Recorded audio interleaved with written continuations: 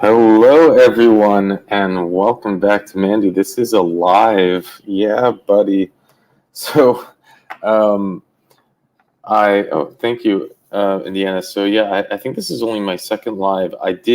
What happened is that I did the entire recording of this episode in celebration of our 13,000, and I'm using this new software, as you can see. And then at the end of the recording, I found out that I never clicked the record button. So I thought, okay, let's just try to do a live instead. And then I guess to throw the wrench in it is that my wife had yoga scheduled. So I am on dad duty. So I have the 3 kids. So we're going to just try to do this and see how it works out. A little bit of an experiment. But I guess, I don't know, while people pile in, you think that we should just start?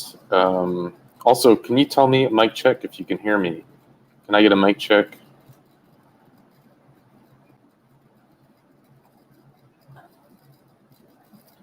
A mic check. Maybe there's a delay. Let's see. Okay, cool. You hear me. All right. So, do you guys want to kick off?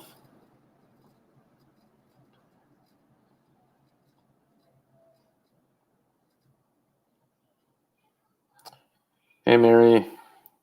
Woohoo! Loud and clear. Awesome. All right. It's kind of cool talking to everyone in real time. It's kind of cool. Howdy. Howdy, Lisa. Hello, Mr. Lib. Whoa. Thanks, Lisa. That is so cool. Thank you. Congrats. 13 for 13,000. I love it. It's always fun seeing these things pop up. It still surprises me. I'm like, what is that for me? Thank you.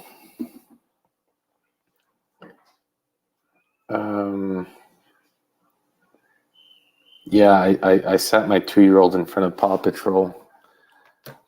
But okay, so anyways, we'll jump in. I think we have enough people piling up. This is really I have the transcript of this case, and I don't want to. I want you to watch it organically without me sharing much information, but so we can jump into it. Thanks, Georgina. Just for you and the turtles. Thank you. We love the turtles. Thanks, Cheryl. Yes, Paw Patrol they are heroes. They save us. Right now, they're buying us this live hearing. Like I said, I had recorded this whole hearing and was going to do a regular upload, but I forgot to press the record button. So I thought I'd do this. Oh, thanks, Elaine. Yeah, this is intense. Thanks, Elaine. That means a lot. Okay, I'm going to jump in. I'm going to turn off Baby Shark. If I say it, he'll probably come here singing it. But I can't. You have to be very scary. I read that if a toddler runs into your screen, they can just like shut your YouTube down. So it's pretty risky. All right, let's jump in. We got 42 people here. Here we go. Paw Patrol on a roll.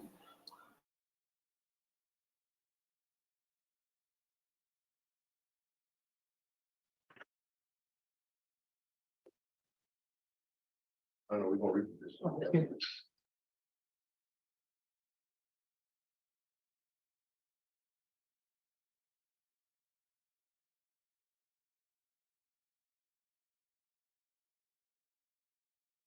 Okay, I think we're all back together. Apparently, we had a little outage a while back. Everybody's back. The committee on parole will resume at 12:27.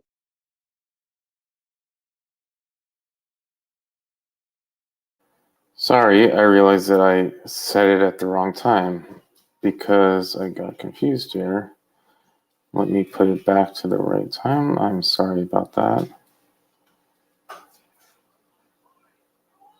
Can you verify those programs for me, please?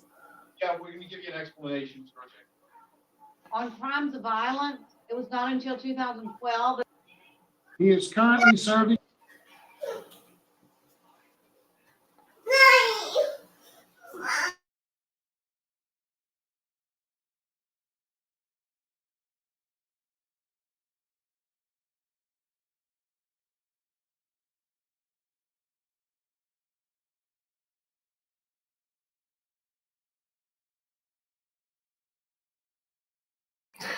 Yeah, this live recording is a little bit clunkier.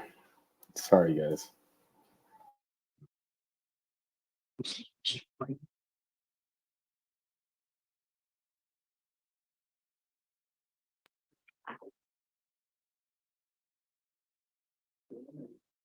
The Committee on Parole is called back to order. The time is 11:51. Our next case is Mr. Aldric Lathen.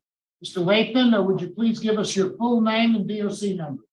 Aldric Jamal Lathen, 463-367. Thank you, Mr. Lathen. Mr. Lathen, let me explain our process to you. I'm going to read some information into the record, and then the board is going to conduct a parole interview with you. At the appropriate time, we will allow the participants who've indicated they wish to speak to have their input. Speaking on your behalf today will be Mr. Andrew Hunley, Ms. Brenla Luthen, Ms. Sandra Talton as well. Speaking and also present is Daniel Hoover, Armaya Collins, and Lamont Collins. Also speaking in opposition will be Hugo Hollard, Marissa Corson, Gloria Posen, and Cecilia Onstead is present but not speaking. At the end, you'll be allowed to make a brief statement before the board votes. Do you understand our process, sir? Yes, sir. This is the matter of Aldric Lathen, DOC number 463-367, date of birth April the 8th of 1978. Offender class is a first offender. Parole eligibility date April the 8th of 2023. Adjusted good time date November 29th of 2052. Full term date of May 26th of 2063. He is currently serving a 65-year sentence on the charge of armed robbery, having been sentenced on May the 6th of 2003. Does that sound pretty accurate, Mr. Lathen? Yes, sir. Mr. Lathen, your case has been assigned to Mr. Roche. He will begin our process of interviewing you. Would you please answer any questions he might have? Yes, sir. Thank you, Mr. Chairman. Good morning, Mr. Layton. How are you? Good morning. I'm doing pretty good. Mr. Layton, I'm going to put some facts into the record. If Yes, any sir. of those, if any of those facts are incorrect, would you please correct me? Yes, sir. Mr. Layton, you are currently 44 years old, Yes, sir. and you've served approximately 24 years and 8 months on a 65-year sentence. Is that correct? Yes, sir. Yes, sir. And you have 270 days of good time. Tell us about the programs that you've completed. I took substance abuse because I had to admit that I actually had a problem on the street, turning to drugs or alcohol, trying to escape problems instead of being a man facing them. Because at the time I was young and didn't know what a real man was. Okay, tell me exactly what program you completed. Substance abuse, anger management.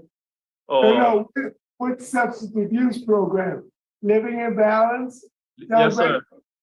Yes, sir. Yes, sir. Okay, continue. Anger management, victim awareness. Well, I learned what empathy is, and I got a chance to watch videos to understand how the families of crimes of violence actually feel, and it helped me to understand things from their perspective. Have you completed 100 hours pre-release? Yes, sir. Have you completed thinking for a change? Yes, sir. Okay. I see you only had 270 hours of good time. If you completed all those programs, you should have more than 270 hours. One, can you verify those programs for me, please? Yeah, we're gonna give you an explanation, Mr. Roche. On crimes of violence, it was not until 2012 that they were allowed to receive certified treatment and rehabilitation programming. So anything that he completed up until prior to 2012, he didn't get. Also, 11-1 of 17, if it was like a second crime of violence, that's when they were allowed to receive CTRP credits as well. So whether he was the first crime of violence and started receiving in 2012, or a second crime of violence and started receiving in 2017, would be the reason that he would not have the true 360 that are applied toward his record. And madam, you told Mr. Roche that 2 or 3 times now, and Mr. Roche forgot. That's Okay. fine. I will explain again if you need, Mr. Roche. I appreciate that. I appreciate that. And it wasn't until Act 122 was passed by the Louisiana State Legislature that you became eligible. Is that correct? Yes, sir. And what was your parole date before that? Do you remember?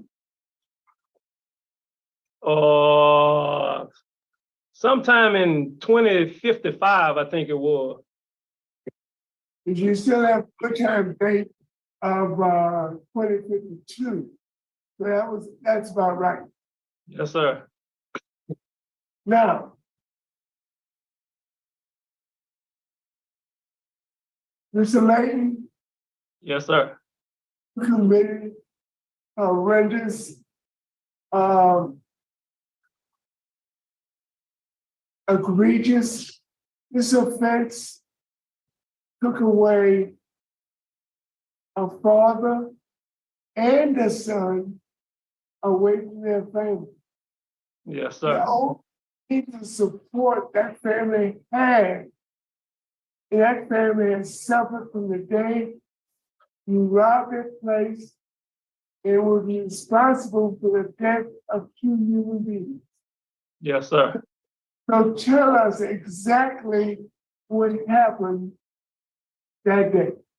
Well, me and one of the co-defendants had went to the store that morning, and the other co-defendant was already there. They had discussed about robbing the store and wanted me, Mr. Atkins was trying to get me to be the lookout guy for him, and we saw outside the store arguing. And my pager went off, and I got on the phone with my ex-girlfriend. He went inside, and I rushed her off the phone to go try to talk him out of doing something stupid. And we all wind up doing it. And they pointed the gun. I don't know if their intentions on killing me too, but Conley pointed the gun at me and just everything just froze up for a minute. I understand one of your co-defendants, if it wasn't you, actually held the son while he was being shot.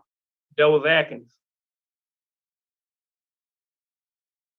And you were present. Yes, sir. So you were principal in 2 counts of 2nd-degree murder. Yes, sir. So tell me about the plea deal that the district attorney's office dismissed the 2 counts of principal in the 1st-degree murder. They did that in order to get me to plead guilty to the armed robbery.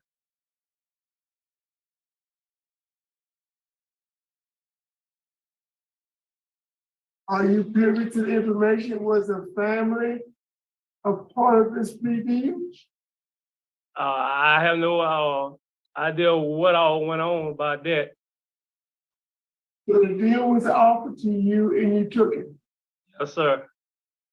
And you agreed to serve 65 years. Yes, sir.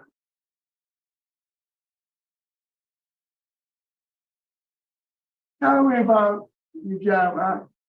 I've been told that you are a rodeo participant. Yes, sir. You participate in a rodeo. Tell me exactly what your job is at Louisiana State Penitentiary. Right now, I'm work for a prison enterprise range herd, which is we go out checking cattle, working cattle, making sure they got plenty of water. Or one of the water lines is busted, we work to fix that, or either I report it by me not knowing how to fix it. I'll report it, and when somebody go fix it, I'll go with them to learn how to do it. Put up fences and repair them all over the farm. I see your former supervisor is present in support of your release. Is that not your former supervisor? Yep. Oh, yeah.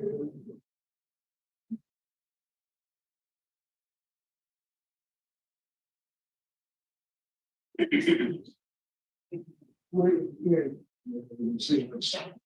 I hope we didn't turn the power. Yeah, I that's know right. that. That's right. That's right.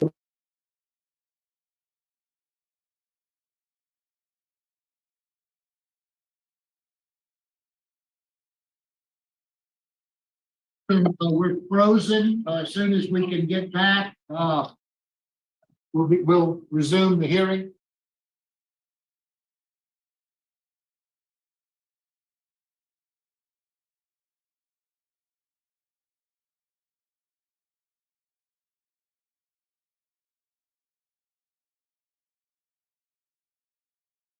That not only me that has technical difficulties, right? So we can forward this to when they get back.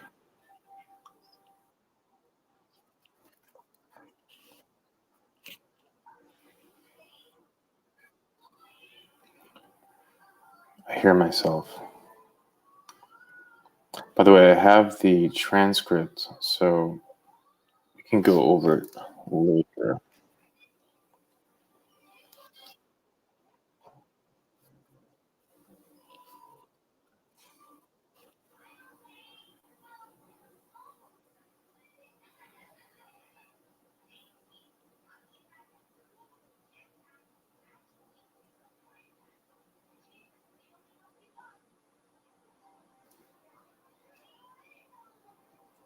Look at that, it took them a while.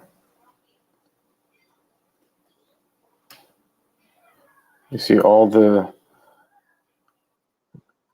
recording is never easy. I already had recorded this, and I forgot to press the record button. Okay, I think we're all back together. Apparently, we had a little outage a while back. Everybody's back. The committee on parole will resume at 12:27. Mr. Roche, I believe everyone else is back on board. If you'll continue. Thank you. Okay, Mr. Lathen, I was saying, I see that you have your former supervisor sitting in the room in support of you. Is that correct? Yes, sir. Yeah. Mr. Lathen, tell me about your disciplinary rate. When's the last disciplinary rate that you had? I think it was April of 2016 was my last one. And And for what was that for? work offense, I got rolled up because the unit I was working on was what hadn't been cleaned. I was on a duty status. And they thought you were responsible for getting it clean and it was not clean. Yes, sir. Tell me about your rodeo activity. Tell me, what Uh, do you do with the rodeo? I was participating in bareback, bull riding, convict poker, guts and glory, wild horse racing, wild cow milking. Okay, you got to tell me what guts and glory is. That's the signature event of the rodeo. That's what makes the rodeo so unique from all the others because instead of running from a bull, we all chasing the bull with a chip on his head worth $500 or more. Okay, okay. Have you had any accidents, dealing with the roads? Yes, sir. Well, it wasn't really with the bull. It come from a calf. This past October, the third rodeo, I had a calf scrape the center of my forehead and had 8 stitches. And went right back out the next week with the stitches. Okay. I see you like danger. But kind of like more like a adrenaline junkie. Okay, gotcha.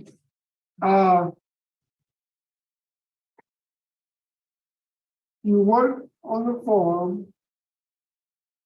You have any other vocational skills that you could use for future employment opportunity? Yes, sir.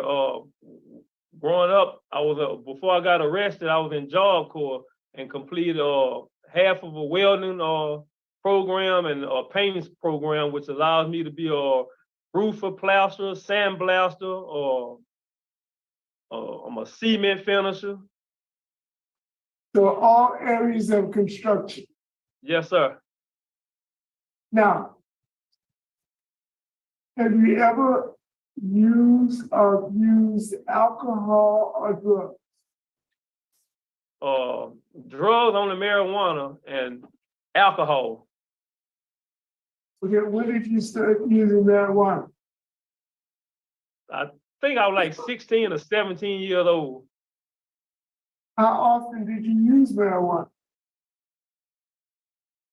At least 3 times a day, every day, So, until I got incarcerated. so it was a daily usage of marijuana. And how long would you say that period was? 4 years, 3 to 4 years. So you were addicted. Yes, sir. And you mentioned alcohol. What was your alcohol of choice? Beer mostly. How much beer would you drink in a day's time? 2 to 3 cans. So you never really got to the point where you did a 6-pack or more. No, sir. Did you say you were addicted to alcohol? Yes, sir, because I was using it. Now, you've taken living in balance, but have you ever entered and completed a substance abuse treatment program? We didn't have those. So if allowed to be blessed to make the board today, when I get out, I would enter one and find me a sponsor to help make sure I never go back to it. Do you think you need treatment? Yes, sir. Because I always need help from somebody that's been in my position and know what it's like, or people that just haven't been, but can see what it's doing to us. And if I need any advice, I can always go to them. I'm going to pose a question to you, Aldric.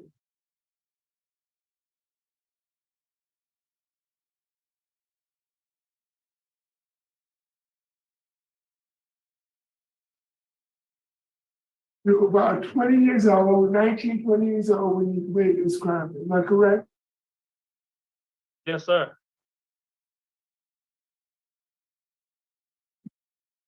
Do you think after pleading guilty, agreeing to a plea deal, at which dismissed 2 counts of principal first and second degree murder, which you'll probably be convicted of if you went to trial. And you agreed to a 65-year sentence. Do you think 24 years of incarceration is sufficient retribution for the life of 2 human beings? Yes, sir, because I've been given, I took upon myself to get all the help I needed and the opportunities that were presented for the class, such as the classes through the prison. I took upon it myself to better myself using those avenues, and I'm not the same person I was when I got incarcerated.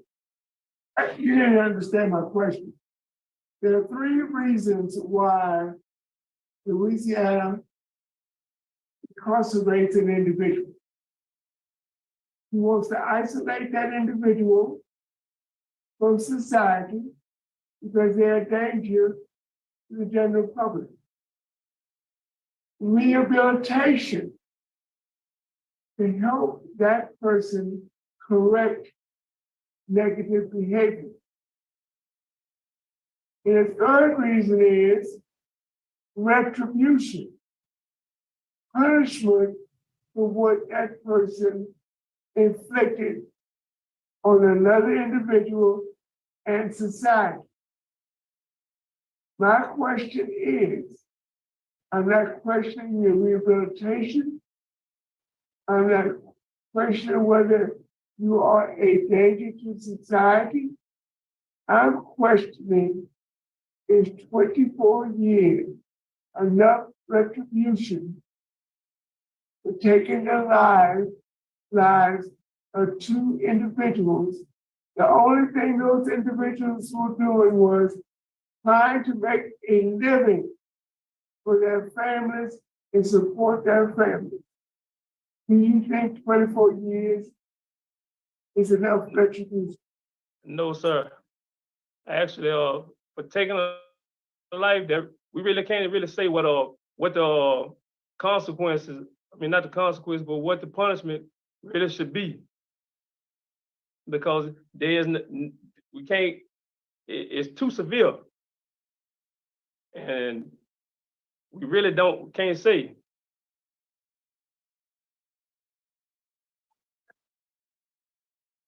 Would you like to make any comments, remarks, or observations?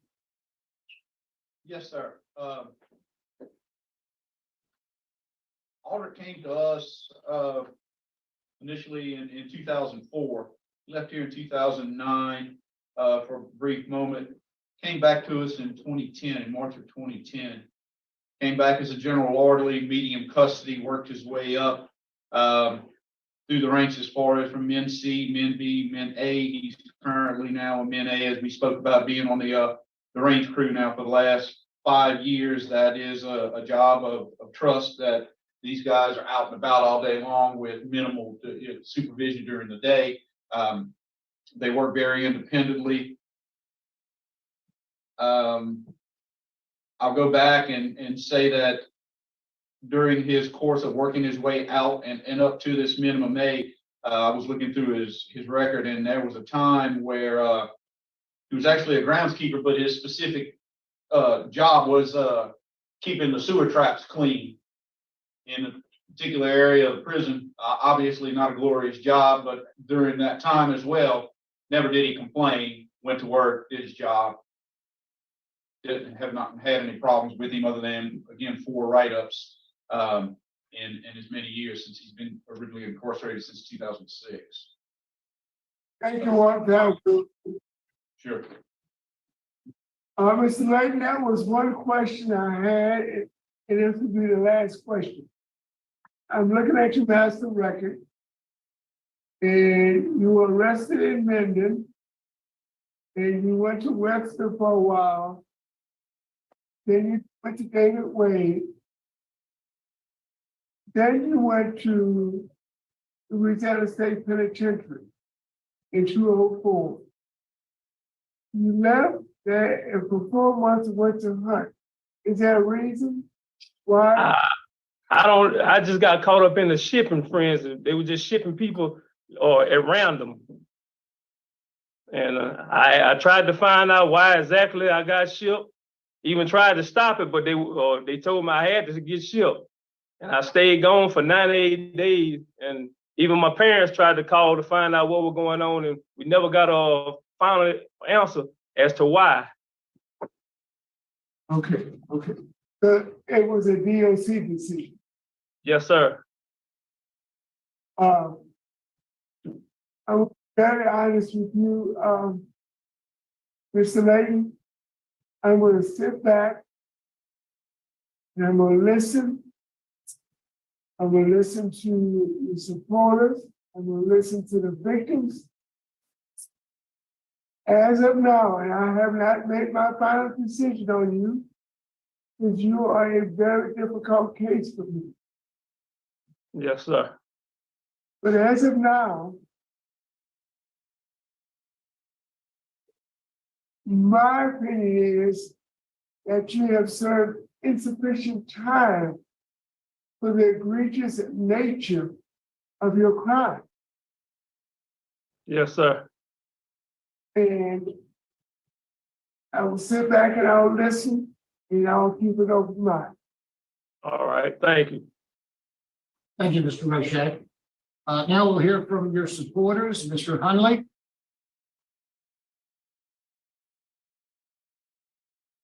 Andrew Hunley with Louisiana Parole Project, appearing before the board today to inform you that our organization is committed to providing weekly support to Aldric if he's granted release today. We would like to talk about, how we handle that decision. When we look at Aldric's record of rehabilitation while he's incarcerated, he started on rehabilitative classes long ago. Long before Act 122 allowing him to be parole eligible. He took courses such as Living in Balance 1 and 2 and Thinking for a Change. He disclosed to us that he's not someone who started taking classes once he had an opportunity to go on. Only 4 write-ups in almost 25 years of incarceration. It is certainly above average, or sort of below average in the number of write-ups that people receive. He's had an outstanding disciplinary record within the prison, his last being in 2016, and not a serious write-up like contraband or violence. He's earned his Class A trustee status, and he's been assigned to the range crew. From personal experience, I know the range crew is one of the most trusted jobs on the prison. You have access to almost the entire Angola property because they're out all over that property. And just knowing his assignment there means he's a hard worker, someone who doesn't mind hard work, and someone who can be trusted. So for those reasons, we decided to take him on as a client.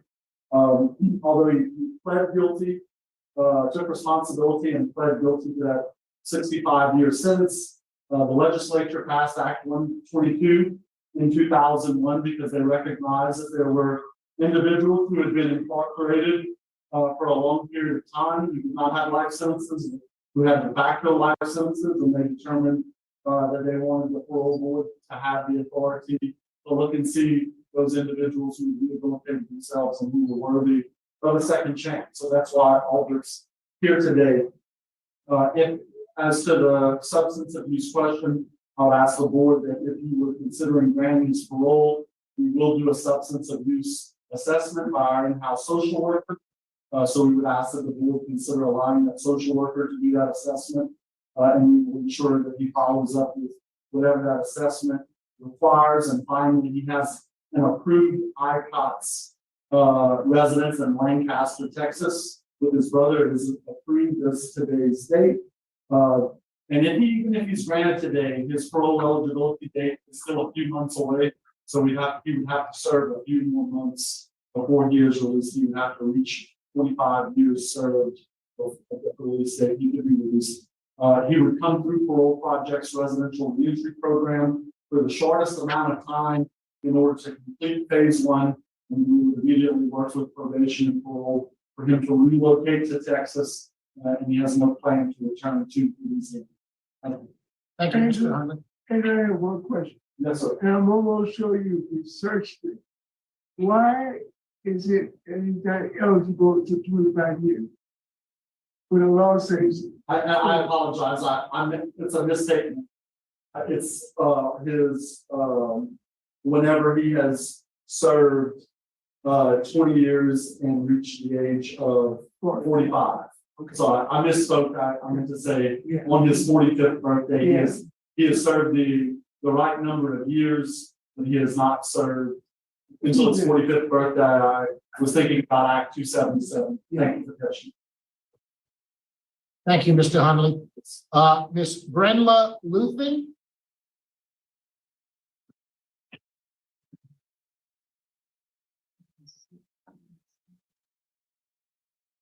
Good afternoon, Ms. Luthen. If you would please give us your name and tell us what you'd like us to know. My name is Brenda Lathen. I am Aldric's mother. And I need you to know that I raised my son to be obedient, humble, and try to do anything he can for in and everybody. And he has been this child. I don't know what happened to him whenever this thing occurred with him. And I call it a thing because I don't like talking about it because it hurts my heart, because I know he was not raised that way. I know that my son is the best thing that anybody could have given me. I have 3 children, and he was one of the better ones. He never gave me any problem. He would help his sister, his brother, whatever that needed to be done at my home. He could help each one of us, including myself. I raised him in church. He is a God-fearing person. I am God-fearing also. Nobody's life should have been taken. I'm not blaming nobody for that, but the person that took the life. God can only tell when it's enough time served for someone.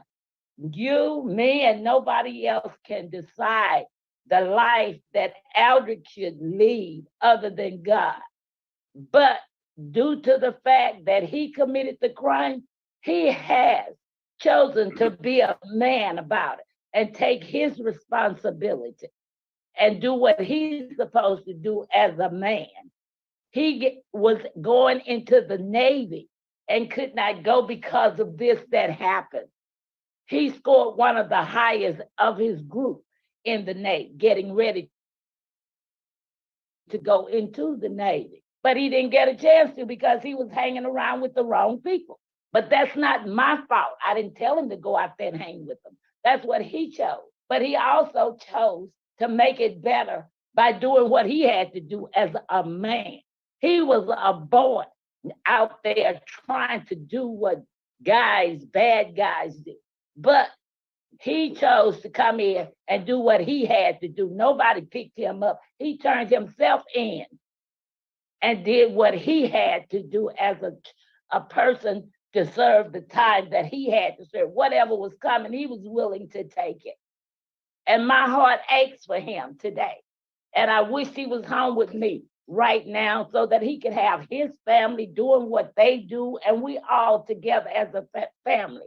I don't know how much more time I have on this. Just a few seconds.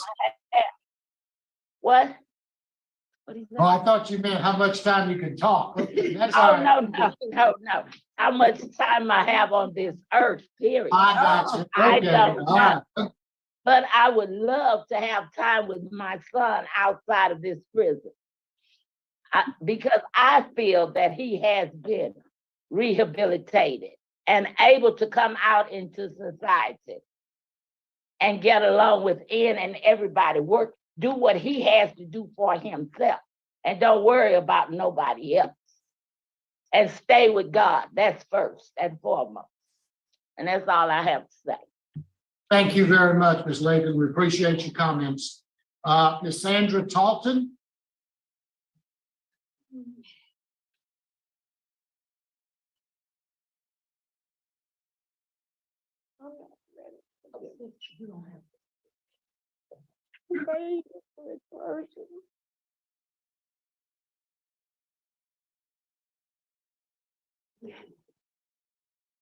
He's always been humble and growing up. And all of these things that we're talking about, it's just not, I just don't understand what happened. He always tried to tell me about things. And he wanted to be this or that. But he tried. But he didn't know what he was doing. And I don't either. Because he never needed for anything when he was growing up. My mother was there for him and his mother. And all of us was trained to live the right way. So I don't want to get in begging, but I would like to see him go through life for something that he could not care for. So please forgive me, but I can't discuss something about association of him with other people because he made his own decisions. I don't have anything to say, but please give him a chance because he's a good person. Very, very good person. And I appreciate you for listening. Thank you, Ms. Talton. We appreciate your comments. Now we'll hear from the opposition. Ms. Marissa Corson. Yes, can you hear me? Yes, ma'am. My entire family and I are opposed to the release of Aldric Lathen. Release should not be an option, and I'll explain why. 24 years, 7 months, and 19 days ago, on May 23rd, 1998, Aldric Lathen, along with Conley and Atkins, planned ahead of time to rob my father's store, committing the most heinous crime that day that took my father and brother's life, along with my mother, who died in 2007 because she couldn't bear to live her life without them. My mother lost a husband and a child, and me and my 2 sisters and 2 brothers, the youngest was only 2 months old at the time of the murders, lost a father, a mother, and a brother. Now that we are older and have families of our own, our children lost grandparents and an uncle who they will never have the chance to meet because the men arrested thought so little of human life. The robbery and murders were premeditated. Aldric Lathen helped plan the crimes, provided the weapon used, and knew prior going into my father's store that my father and brother would be killed, not leaving any witnesses behind. They entered my father's store, waited for customers to leave, and watched as Connolly caught my father off guard, shooting him close range in the head, and did nothing to stop it. My brother watched his father get shot and attempted to run out of the store for his life, and Lathen grabbed my brother instead of letting him go. He then dragged him back inside and held my brother down with Atkins while he was pleading for his life, and watched as Connolly put a gun to his head at close range, pulling the trigger, killing my little brother instantly. Lathen had time, so many chances to make things right and not follow through with it. He could have run out of the store with my brother, sparing his life to get help or call the police. Again, he could have done something to stop it, but because he chose not to, and for this, he should suffer the consequences. I remember working at my father's store before I left for the military and seeing Lathen and Atkins as regular customers in my family's convenience store. Lathen and Atkins betrayed my family, and as why to this day I have a hard time trusting people and leaving my home unarmed. My family was good to him and the community surrounding our store. Neither my father nor my brother deserved to die with 2 inflicting gunshot wounds to the head over a small amount of money that my father would have willingly gave to you. Aldric Lathen could have stopped Connolly from killing my father and brother. Instead, he fully participated, watched, and did nothing. And for this, he should have gotten the death penalty, let alone 65 years in prison. He has only been incarcerated for 24 years, not enough time for the senseless acts he committed, and it is the same number of years that my father and brother have been dead. He should be thanking God that he lived to see 44. He took my father's life at 44 years old, my mother's life at 49, and my brother's life at 20 years old. He had his whole life ahead of him. Never had a chance, nor should he. Lathen does not deserve freedom for the heinous crime he committed. To ever have the option to go on living his life like nothing happened outside of prison, or to know what it feels like to be with his family again, because he took that away from us. My mother was left to raise 4 kids on her own, and even though they still had a parent left, it was like they didn't. My father, mother, and brother will forever be in my heart. What he will never be able to take from us is the memories we will cherish forever of the good times that we had with our family. I will forever hold Lathen accountable and fight to keep him in prison until the day I die for the choices he made that devastated, destroyed, and changed my family's lives forever. The pain and grief in our family will always be there. We are all just dealing with it in our own way still and always will. Some members of my family are still having a hard time and may never recover. Lathen should not breathe the air that I breathe, or even be able to feel like he has a chance or choice at freedom ever again. It would not be fair to my siblings and I if he ever walked free. We are all responsible for choices we make in life. At 17, I chose to enlist in the military, serve my country, and be a good law-abiding citizen. Lathen chose to be a criminal felon at the age of 20, and I pray to God and have hope in our justice system that he remains in prison without the option again of parole. I wish my family and I weren't even put in this position to have to plead for Lathen to remain in prison, once again causing undue stress right before the holidays of having to relive the tragic event and all the horrific details of that day when he took our loved ones from us. There are not words to describe the risk that this offender presents to our community, and is why I asked the parole board and Louisiana governor for my family to please reject the decision to release Aldric Lathen and to keep him in prison where he belongs for what he did to my family, so that he never has a chance to hurt, commit another crime, rob, or kill again. Thank you. Thank you very much, Ms. Wilson. We appreciate your comments. Ms. Gloria Ozan, I'm sorry if I mispronounced your name. Zine. Yes, I agree with my niece, Marissa Anstead, everything she said. And David Anstead was my brother, and David Anstead Jr. was my nephew. They were murdered in cold blood for measly $1,500 by three thugs who had no regard for human life. His murderous actions has affected our family for years. David's wife died of a broken heart and drank to forget. She was supposed to work that morning with my brother and their newborn baby. So she couldn't, the baby was sick, so she sent her son Davy to work. And he ended up getting murdered along with his dad. The remaining 4 children were much too young to lose their father and brother to such senseless, horrific murders. My oldest brother, Greg, and his wife, Connie, my dad and several of us siblings pitched in to help the family. Greg and his family actually built them a 3-story house or 3-bedroom house on property that Dave and Joan owned. My mother, Amelia Anstead, was deeply affected by the loss of her son and grandson. The evil murderer has caused irreparable damage to dozens of my family members. He must be held accountable for his senseless, long-standing action. Please do not release this murderer from prison. Thank you. We appreciate your comments. Now we'll hear from Mr. Hugo Holland.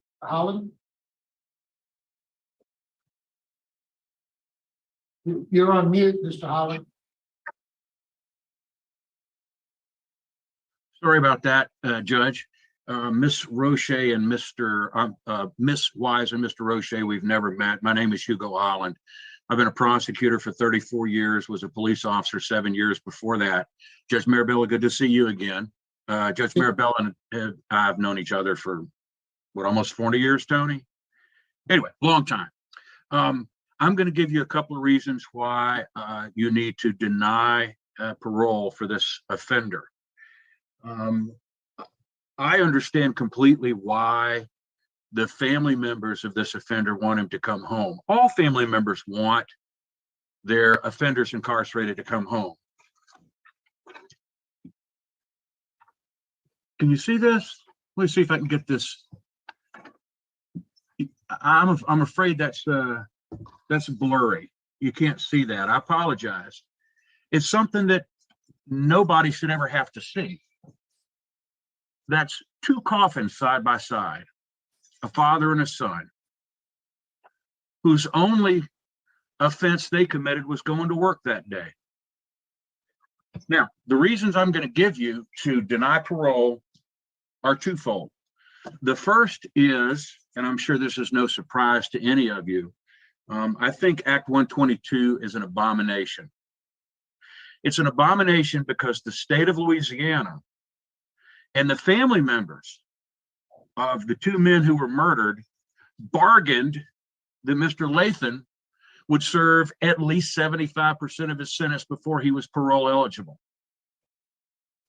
And after that bargain was struck, our current governor had the legislature pass Act 122, which basically allows the offender to vitiate the bargain that he struck with the state. Now, you know, obviously, all of you know that I don't like Act 122, but I'm going to speak directly to Mr. Roche's issue. The amount of time this gentleman has served is not enough time for what he's done. That's number one. Let me give you the second reason. The second reason is, despite what this offender says, and with all due respect to his lovely mother, who I know wants her son back home, he has not taken responsibility for what he's done.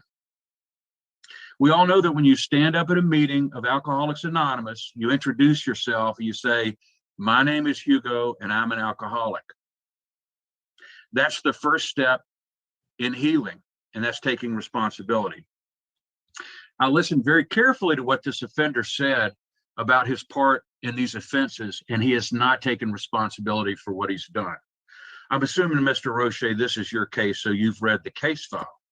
What all of you should know about the facts surrounding this offense are that this offender was an active participant in planning the robbery. This offender knew very well that his co-defendant, Mr. Connolly, was not going to leave any witnesses, meaning that he was going to murder whoever happened to be in the store. And yet, knowing that, this offender not only took part in the robbery, knowing there were going to be 2 murders, but actually provided the handgun that was used by the offender to shoot the victims. On top of that, this offender was the one that grabbed the money and fled. Now, had I been the prosecutor on this case, we would not be sitting here, because this offender would be doing life in prison. I was not the prosecutor on the case. All I can do is ask the 3 of you to consider that the victim's family is not receiving the justice that they bargained for when they agreed that the state should take 65 years on this offender's case as opposed to a life sentence. I'd also ask that until this offender takes full responsibility for what he's done and admits his part in these horrible offenses, that he not be granted any parole.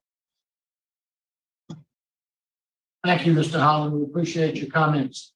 Mr. Lathen, is there anything you'd like to Yes, say sir. before the? Yes, sir. To the family, I said, truly and sincerely would like to apologize for my actions and what happened. To Mr. Holland, true enough, I grabbed money and fled from the store, but I was forced to because I was held at gunpoint too.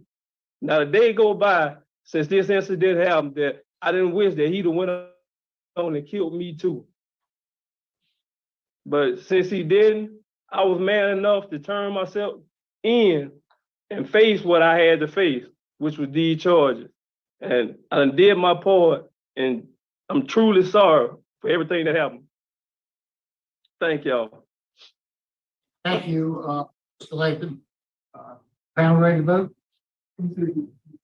I have one question for the thing that said, Mr. Lathen, your mother mentioned you were going into the Navy. In relationship to the crime, did you have a ship date? What was your date to be shipped? It was only like a week or so before I got incarcerated. After I got incarcerated. So when you said incarcerated, so you like a year or what? No, ma'am. Right before I got arrested on these charges, I was supposed to be leaving the following week. Oh, okay then. Okay. All right, that's all I had. Thank you. There's been a request for executive session. Is there a second? I second. Would you please call the roll? Oh, you gonna leave out? You gonna leave out? Come on. Alvin Roche, Yes. Mirabella. Yes. Parole. Yes. There's been a request, a motion and a second for executive session. We're going to be at recess shortly to discuss confidential matters. This board will be at recess at 1:03. We will resume in just a few moments.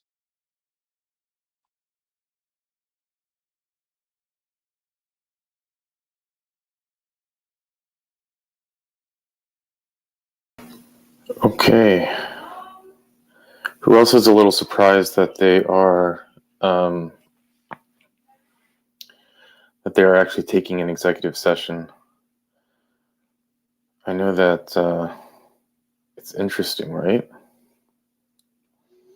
I actually don't know the results of this yet. I did not see it to the end. It was right about here when I realized I didn't click the record button.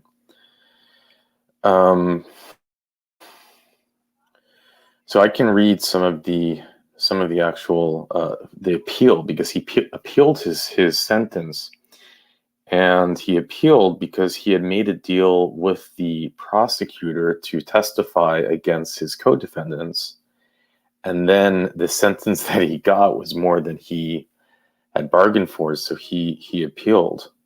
The executive session means that they're actually talking out, which they don't do very often. A very small percentage of the time do they have the executive session. So that means they're actually considering what to do right now. They're talking it out. They might be looking at documents. So on May 23rd, 1998, defendants and two companions decided to rob a grocery store in Minden, Louisiana, and to leave no living witnesses. Defendant obtained a pistol, he's the defendant who we're watching, and gave it to one of his companions before they entered the store where David and his son, David Jr., were working. The defendant acted as lookout while his companions shot and killed Ansteds and took the money from the cash register and box. As previously stated, pursuant to a plea bargain, defendant pled guilty to 2 counts of armed robbery and was sentenced to 65 years of hard labor on each count to be served concurrently. So it's 65 years, which he has to serve, I think, 75% of his sentence, if I remember correctly.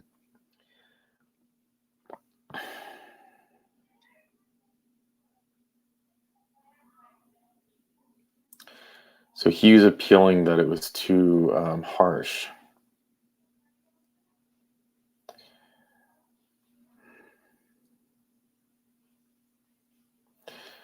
So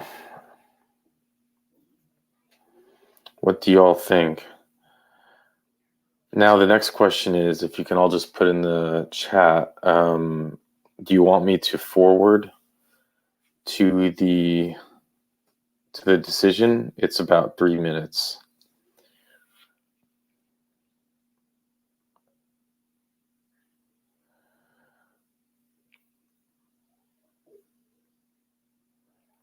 Let's see, we can close the poll. We want to, we have so far in the poll, what is it? 68, 71 voted, 73 voted. Okay, so we're still getting votes coming in. 82% think that you're not going to get paroled. 13%, 14% now think yes. I'm telling you, the longer that they wait, it's almost like a jury, right? We already know the decision. I don't know. You never know. When they go out this long, it's a little bit, oh, okay. So I'm going to close the poll in 10 seconds and forward. It seems that everyone are getting resounding yes. Okay. So I'm closing the poll very soon. Now let's just forward it.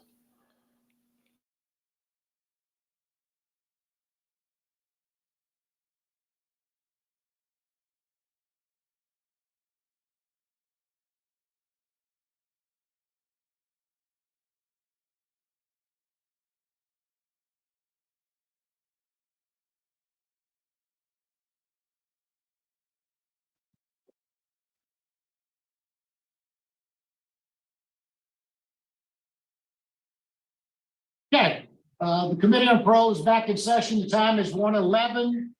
We will resume our hearing. Is the panel ready to vote? Yes, Mr. Roche?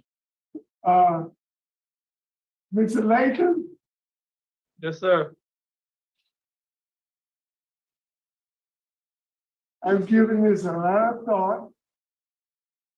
And there is something that's telling me that basically you're 44 years old, you're still a young man. The victim the older victim was actually 44 years old at the time of the armed robbery and his death, the same age you are now. You took a plea deal, which was a very sweet deal because both counts of principle of first degree or second degree murder was dismissed. I wasn't there. The DA had its reasons, and that's not here. It was there. But you agreed to serve 65 years or 75% of 65 years. With the victim opposition from the victim's family, opposition from law enforcement, opposition from the DA's office. And I don't think 24 years is sufficient time. I would like to see you serve at least 50% of your sentence, which would be 32.5 years. Based on law enforcement opposition, victim opposition, DA's office is opposed, and insufficient time served. My vote is to deny your request. Thank you, Mr. Roche. Ms. Wise? This has been very difficult. I just want to appreciate the victim's family for their participation today. I just hope that you will find peace with this and are able to move forward. One of the challenges of being on this board is that we look at what you've done since the crime because we know you can't change the crime. I have to get fully convinced that you're no longer that person who committed the crime. And that's what I see today. I do believe that you have changed. And I think you changed even before there was ever a possibility of ever having a hearing. I appreciate the family support that you have today. So my vote is to grant you a good institutional record and what the warden said. I mean, you accepted a job cleaning out the sewer without complaining. So you know, that's a lot. You got a good transition plan with the Lose Out Parole project, and then you approve ICOS to Texas. But I would like to see you get some substance abuse treatment to make sure you kind of got a good understanding of where that is. So my grant is conditional after you complete some kind of abuse program and follow those recommendations after release. Yes, ma'am. Thank you, Ms. Wise.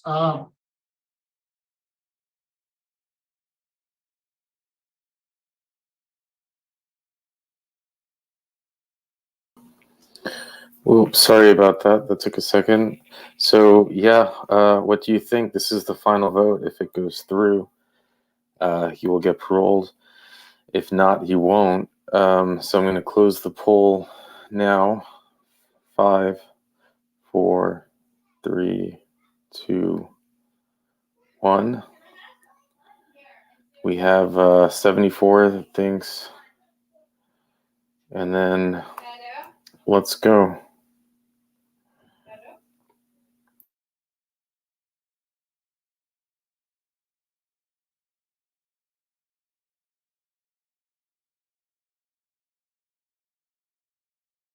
Lathen, first off, I'd like to thank the victims for the courage to be here and talk about their loss, the grief that they've suffered. And certainly, facts of the case, the crime that you committed, the horrible crime that you committed is a factor that we should take into account, and we must take into account as we make our decision. You know, as we sit here as a board, as Ms. Wise pointed out, we have a responsibility, and our responsibility is to the public, the safety, and to listen to everyone who comes before us to talk. Just as we have responsibilities, everybody in this chain has a responsibility. Law enforcement has a responsibility. They were responsible for arresting you.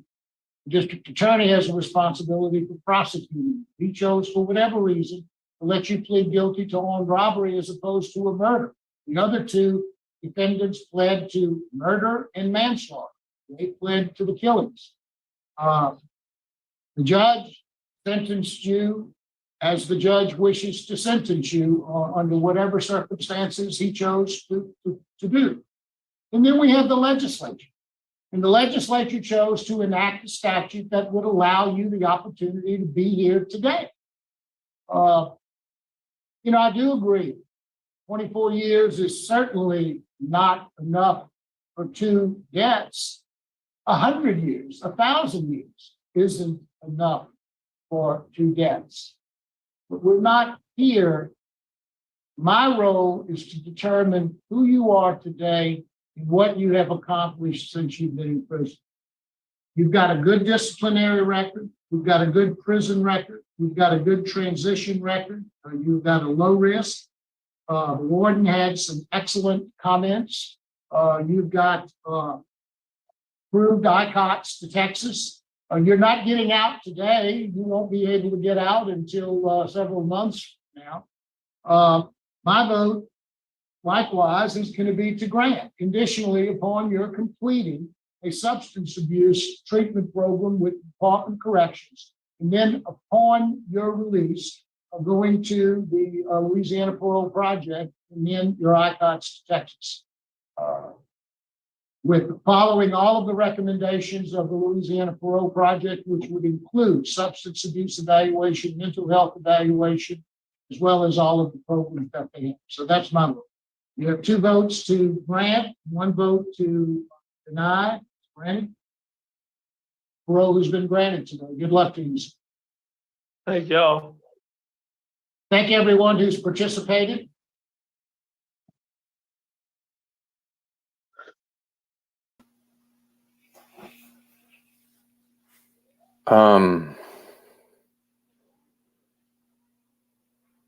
Yeah, so I did not see this, and I actually was convinced that Mr. Mirabella was going to deny. I actually had the poll already created. And in it said, I love Mr. Mirabella, and good thing I didn't click send.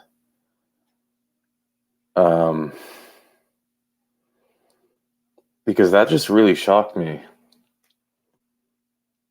I'm about to go in some type of rage mode.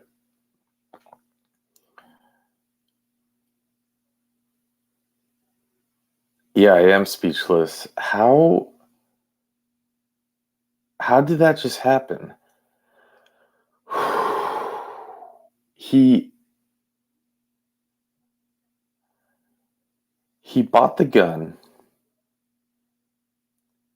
He went into a store with 2 of his friends. This wasn't an armed robbery gone wrong. This was a scheduled assassin. He was the lookout guy. They go into the store. They assassinate the dad. They put 1 shot to the back of the head. His 20-year-old son runs to the door to escape for his life and is tackled, dragged back into the store, begging for his life when the gun is put straight to his face and he's shot and killed.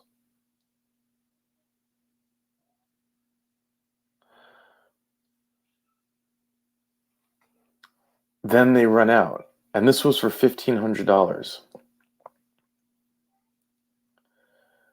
Then this man, this defendant,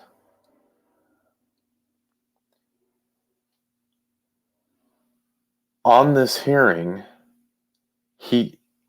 this defendant states that he was afraid that his friend was going to kill him, and that's why he didn't do anything.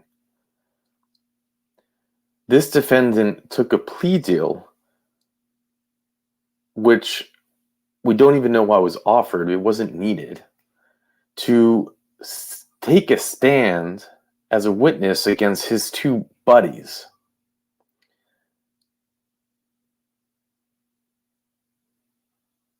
He hasn't served enough time. He gets up here and he lies, which we know how we feel about lying and feel about accountability. There was nothing impressive about this hearing. There was nothing that made you stand up and say, wow, he's ready, he's a changed man, he's ready to go free. Even if he was honest, you simply would say it wasn't enough time.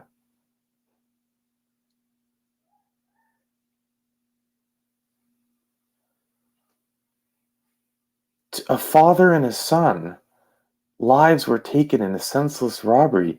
We just heard the victims, how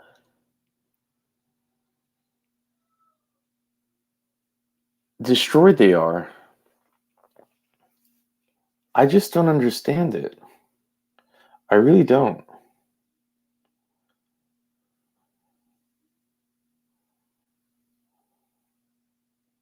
I'm sorry, Lisa.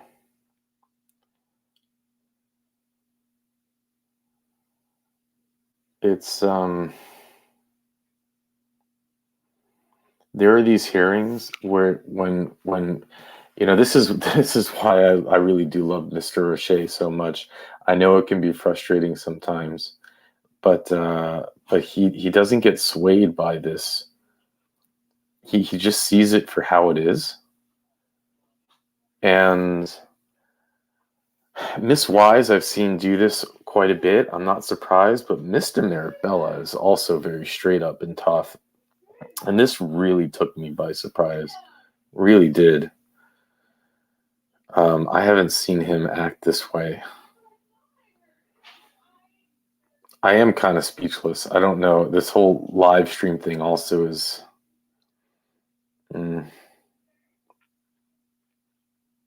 I think I'm just shocked. I was convinced that he was going to get denied, and I hadn't seen it to the end, so I'm just as surprised as everyone else is on this one. I mean, we have his appeal.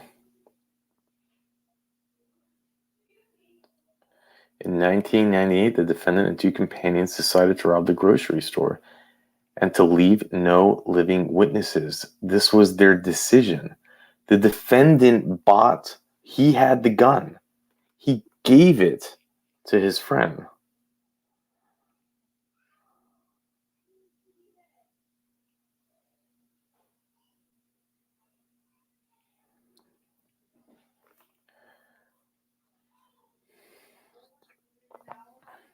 Yeah.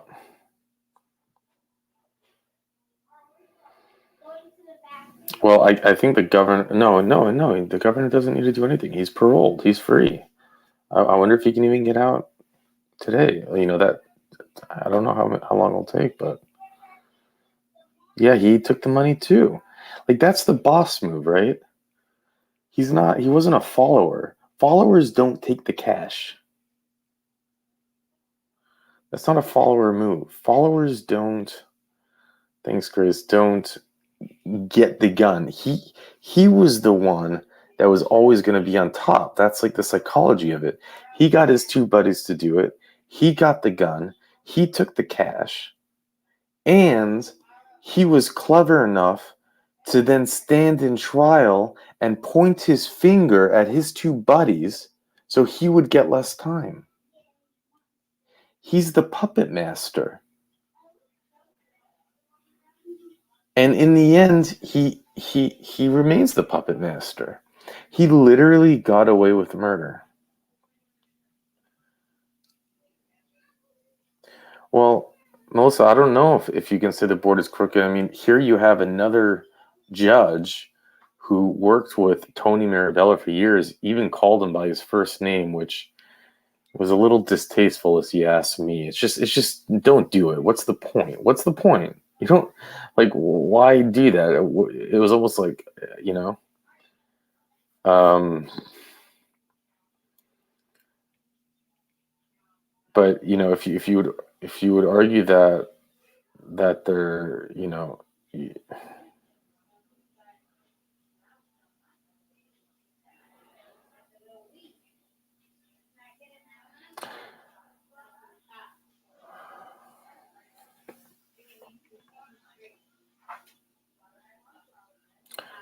mm. Whew. Yeah, this whole thing was really shocking to me.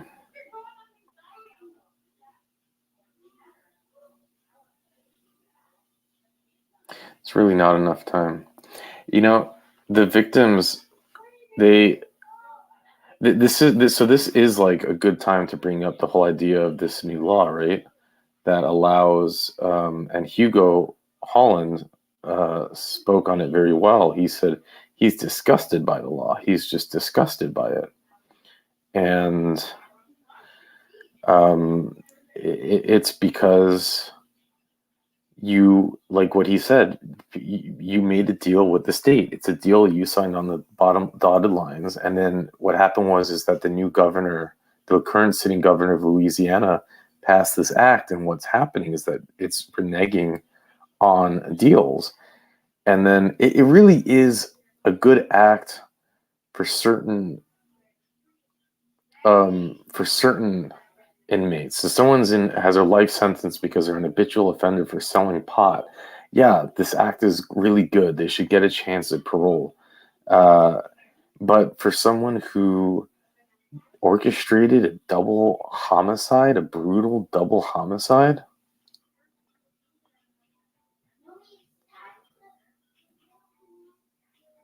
no, they should serve their sentence. And it wasn't even a full sentence. It was 75%. It would have been another, like, I think 13 years.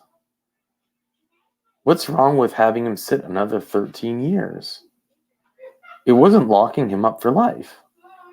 Like, it's not a difficult thing to say, let's have you sit for another 13 years. Thanks, William.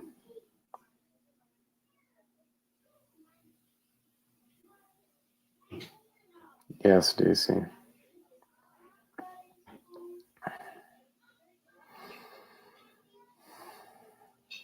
So many watching. I'm like a little bit camera shy, frankly. It's different doing a recording at like the comfort of my own desk versus I'm sitting here in my room holding my laptop, standing up, and there's like a lot of people writing. It's a little bit more intimidating.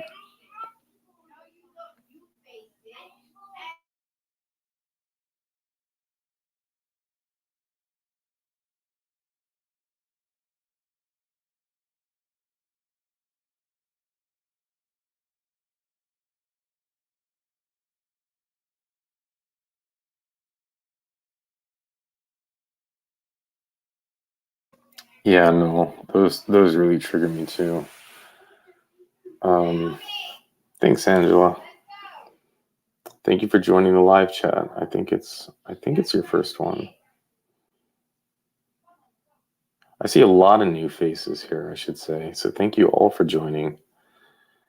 And thank you, mods, for doing a great job. And thank you, everyone, for all the support. Really, one more thing I do want to say is, welcome, is in the comment section, if you write me and I don't respond, I promise you I'm not ignoring you. I respond to every comment that I see. It's just that we're really blessed with how many comments there are, and YouTube is really crummy with showing me comments. The app is kind of crummy, so you can always email me if you see I don't respond and you feel like you would like a response. Email me. I'll probably get back within a few hours,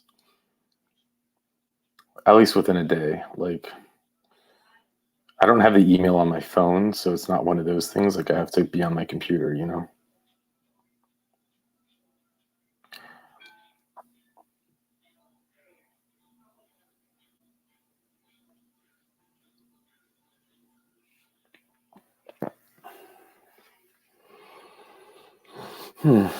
Thanks Thanks, Grace.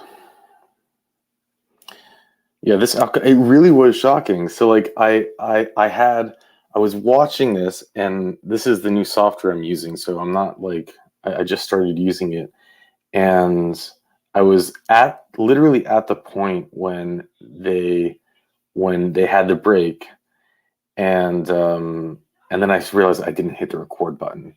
I was like, oh, come on. And I wanted to do the 13,000 premiere. Thank you, Grace. So I just said, you know what, I'll do a live. So I hadn't seen the outcome. I didn't know the outcome, but I really, like many of you, assumed that it was going to be a no. So I was caught really, really, really off guard. Maybe street justice. I don't know.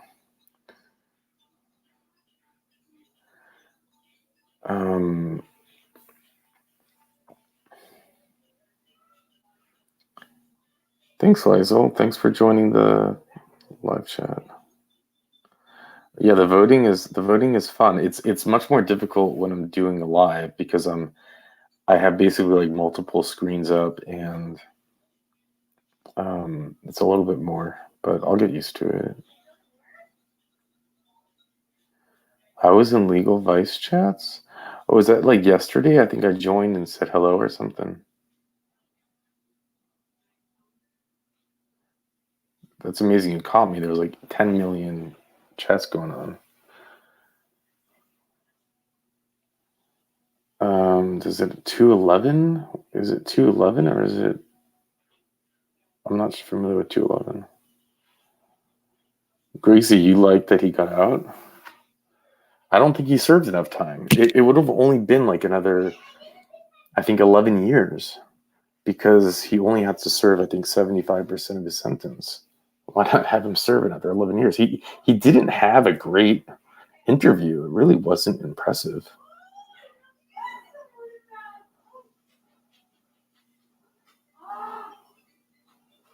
Oh, hey, Sissy, yeah.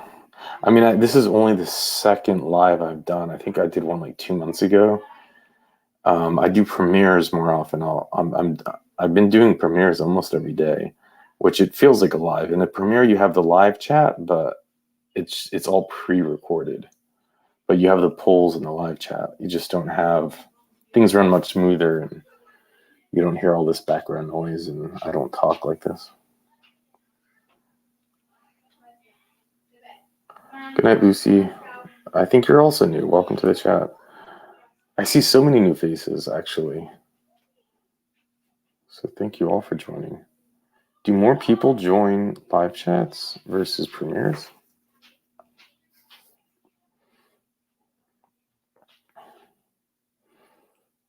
Yeah, sure. And thank you all. I got like to name all of you, but thank you all for the 13 symbolic 13 tips. That was really sweet of all of you. Thank you. They're growing in popularity. Huh.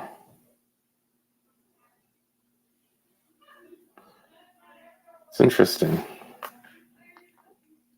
I don't know what to do. Should I leave this live chat on published or? Yeah. Do I announce it? So when I clicked, Mr. Libtard, can you please stop with that? You've been an early supporter, and I really respect you for that. But let's keep the chat rated PG.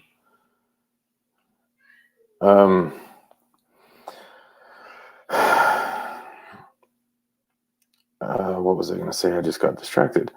So if you set the notification bell on all, you should get a notification from YouTube. So when I announce the live chat, it will go. You should get that notification. Although YouTube is just crazy. Stop! Don't use that language, dude. We can take this chat offline and figure out what's going on. But she's probably meeting you for a reason.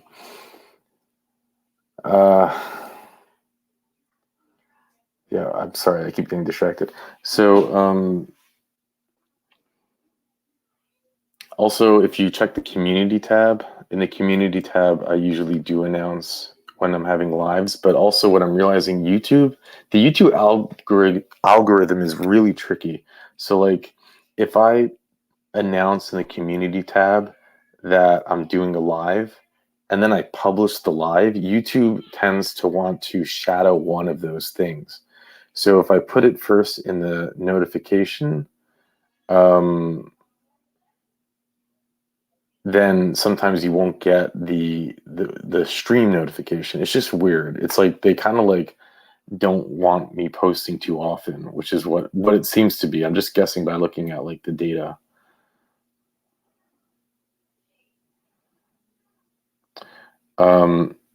So should I not post this? Should I just do a raw recording and post it as a regular upload versus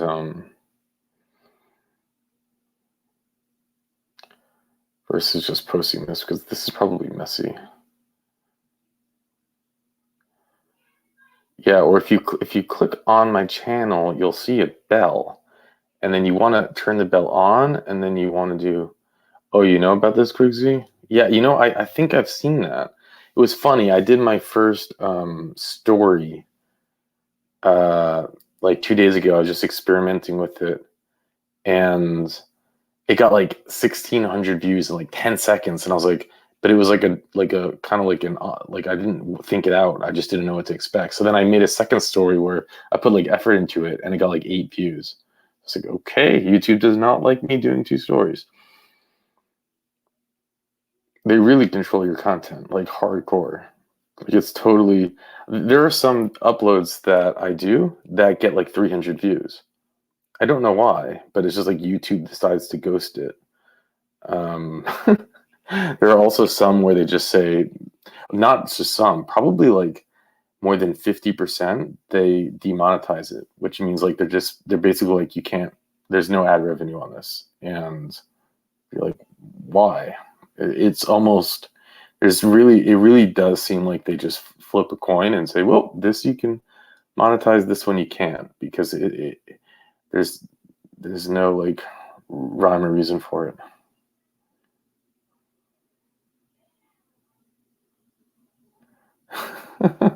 Well, everyone loves cats, but yeah, why they pick your cat versus someone else's cat? It's a good question.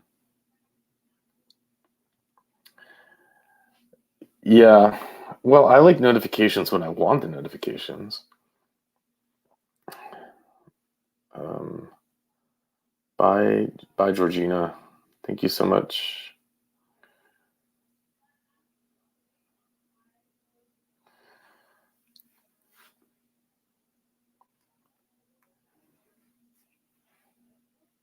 No reason. Bye, LJ. Thanks for joining the chat. I don't know what. Yeah. Also, even when I do too many uploads, like if I do, like, the more uploads I do, the less views they get. So it's like I'm really not motivated. It really doesn't incentivize doing a ton of uploads. Like you need to space them out.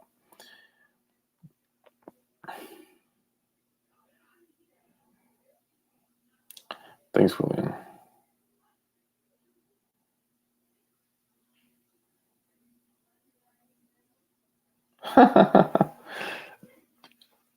That's funny, Grace. Good night, Lynn. Yeah, I think I'll end it now. This was a lot of fun. Thank you for hanging in there with me while I figured this out. And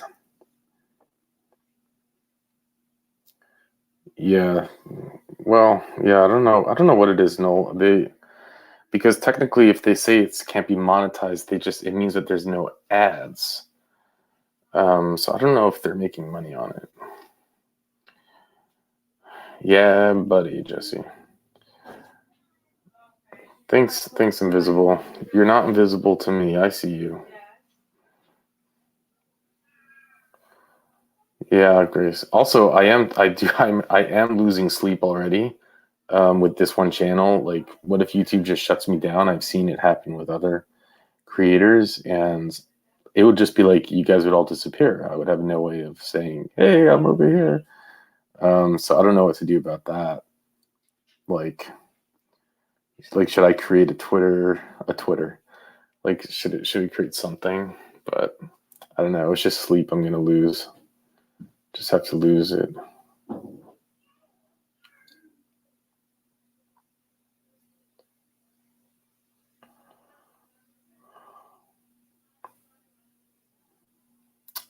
Thanks, Andy. Thank you so much for all the support.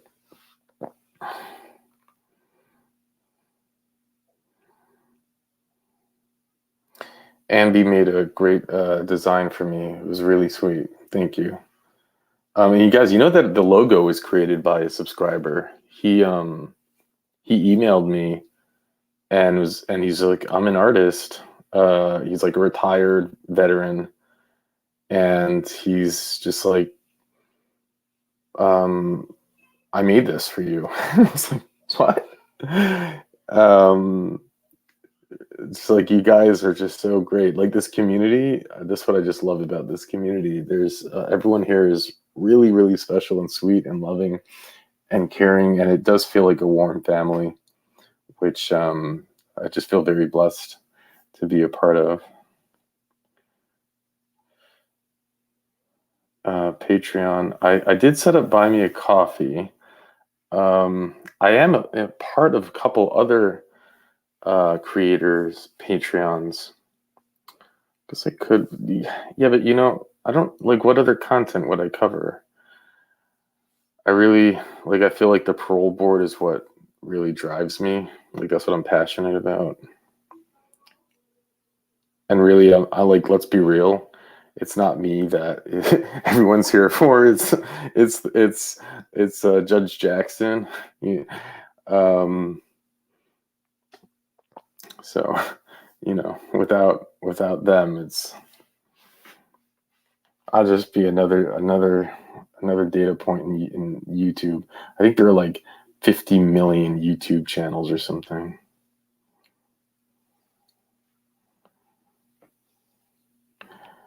Screaming Goat. Hey, Becky.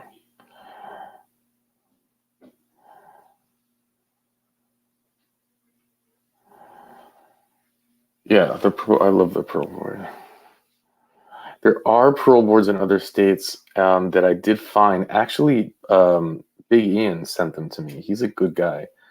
He's like, hey, I found these, check them out. And they're a little different. So first of all, the judges are just not as, well, they have a whole different system. You'll have like one judge instead of a panel of 4 judges.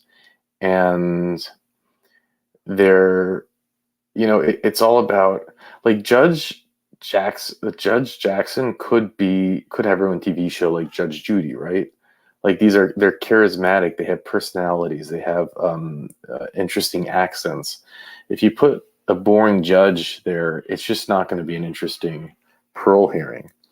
And then also in these other states, they have like different laws. So there's one that they'll have the hearing, but then the result of the hearing isn't given until like a week later, and it's not given online. So, you know, that's not like a digestible format.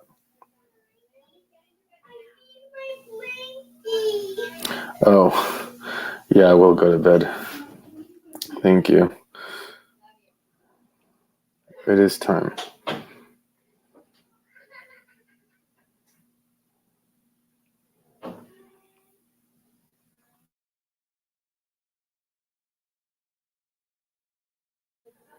Thank Boomez. I think like a lot of people, I think that what I say often, I'm just saying what a lot of us are thinking. Not everyone, of course, which is okay. And I love to have the dialogue around it. And I often change my mind when I read the comments, because remember, I'm making these comments in the moment. And so, you know, I can have the certain emotions, but then listening to the second time, I might think differently.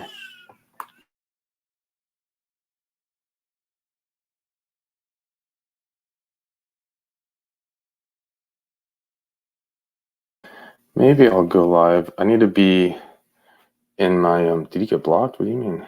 I need to be in my office and sitting down and Right now it's a little bit, I mean, you guys probably hear the background noise. It's like chaos.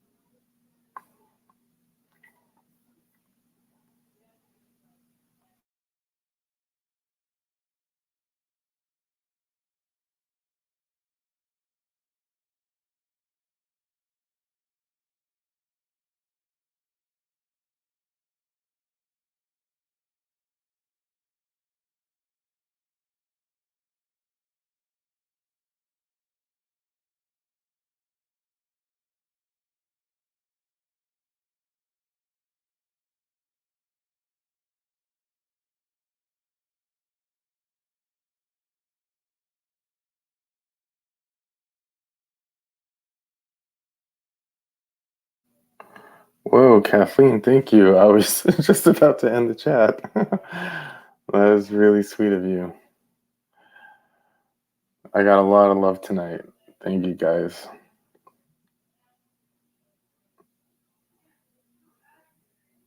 Yeah, he's hard to understand. You know, he has made a few decisions where he killed a parole hearing where I was like, no, dude, like, what are you doing?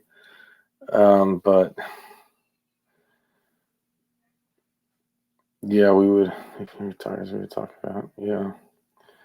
But it's nice when he does shut, when he is the only one that seems to, no lives back to back until 15 or 20K, please. Okay.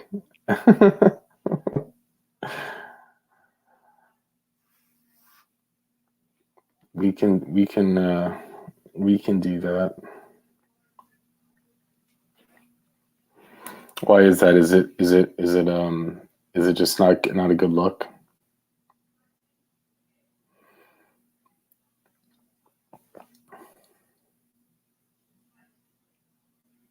Two weeks? Thanks, Angela. From your mouth to YouTube God's ears.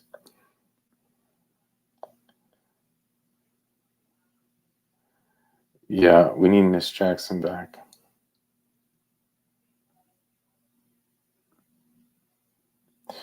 All right, guys. I will take the hint. Thank you all for the love. I really appreciate it. I feel like $1 billion. And thank you for, yeah, everything. But with that, I will let you go.